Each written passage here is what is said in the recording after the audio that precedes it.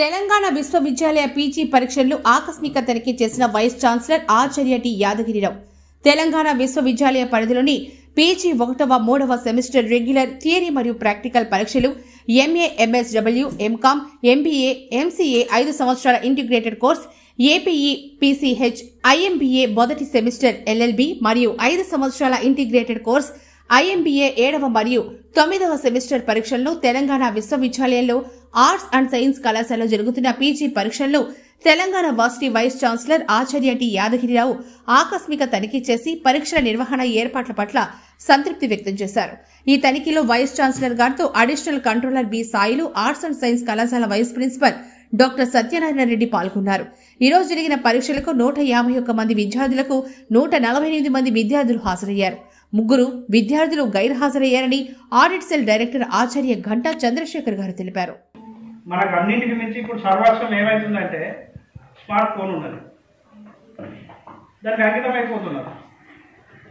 మరి ఇక్కడ టీచరు ఏదో ఒక అంశాన్ని తీసుకొని పాఠం చెప్తున్నప్పుడు పిల్లవాడు ఎంత మటుకు వింటున్నాడు అనేది ఒక ఆలోచన. ఈ ఆలోచన అందరు చేస్తున్నారా అంటే చాలామంది టీచర్లు పండితులైనప్పటికీ, వాళ్ళు పరమ శ్రేష్ఠులైనప్పటికీ, అన్నీ తెలిసిన వారైనప్పటికీ కొంత మూసపోవడం కొంతమందిలో ఉంటుంది.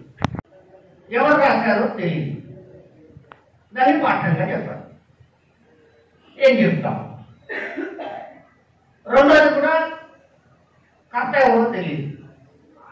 కానీ ఆ కవితా పంక్తులలో ఏదో ఉంది, ఏముందో మీరు చేస్తుంది. మొదటి కవిత శీర్షిక లేదు, శీర్షిక మీరే పెట్టాలి. నువ్వు రాయండి, మీరు మళ్ళీ మళ్ళీ చేయదు. నువ్వు ముందు విన్నా, ఇది ఫస్ట్ లైన్.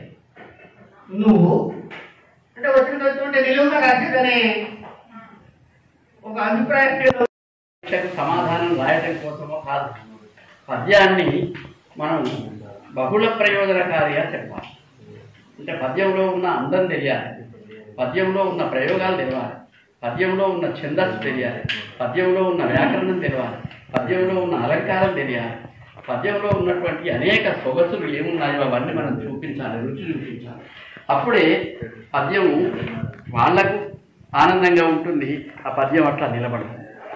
అందుకని పద్యం బోధించటం అంటే పద్యం మనం ఆనందించడం అనేది ప్రధానం. నేను మొదటి అంశం నుంచే వస్తున్నాను.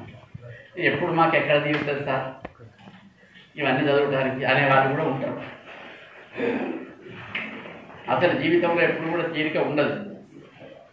మన భారతదేశంలో ఇప్పటికీ అనఫిషియల్గా లెక్క పెట్టి 600 భాషలు ప్రజలు మాట్లాడుకునే భాష, 600 లాంగ్వేజెస్.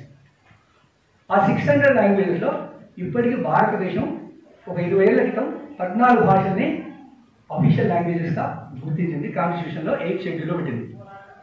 డిమాండ్స్ అవుతూ పెరుగుతూ ఉంటాయి. ఇవాళ 22 లాంగ్వేజెస్ మాత్రమే అఫీషియల్ లాంగ్వేజ్గా గుర్తించబడ్డాయి కాన్స్టిట్యూషన్లో. కనీసం ఈ 22 భాషల్లో అసలు ఏం జరుగుతుంది అనేది మనం తెలుసుకోవాల్సిన అవసరం ఉంది. అక్కడ ఏం జరుగుతుంది, ఎవరు ఏం చేస్తున్నారు, ఎట్లా తెలుస్తుంది? ట్రాన్స్లేషన్ అయితే తప్ప మనం ఇంకో భాష తెలుసుకునే పరిస్థితి రాదు. మహా అంటే మనకు వస్తే 2